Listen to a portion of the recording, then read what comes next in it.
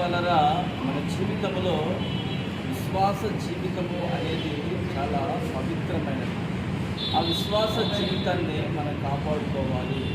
అది కాపాడుకోవాలంటే మనలో శ్రేష్టమైనది ప్రార్థనా జీవితం అని, పరిశుద్ధమైన జీవితం అని. అవి మనం ఎప్పుడైతే కలిగి ఉంటామో అప్పుడు ప్రభు పవిత్రతను బట్టి ప్రభు మన విశ్వాసమును స్థిరపరచగలిగిన వాడు. ఫర్ ఎగ్జాంపుల్, బైబిల్ గ్రంథంలో మాట తెలియపరుస్తాను. అబ్రహాము విశ్వాసులకు తండ్రి అని రాయబడింది. అయితే అబ్రహాము ఎలాంటి విశ్వాసము కలిగిన వాడు తెలుసండి? అతని వయస్సు గతించిపోతున్న దేవునిపై తనకున్నటువంటి విశ్వాసము అనేది కలిగిపోలేదు.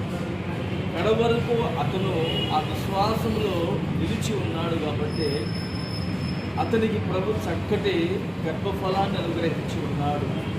మరి ఈ రోజున నీ జీవితంలో విశ్వాసము అనేది నీకు ఉన్నదో లేదో, నీవైతే వాక్యం ఎదుట నీ జీవితాన్ని సరిచేసుకొనగలిగితే నిత్యంగా నా యేసయ్య నీ విశ్వాసాన్ని బలపరిచి ఉండగా నీ జీవితంలో తన మహిమగల కార్యాలు జరిగించగలిగిన వాడు.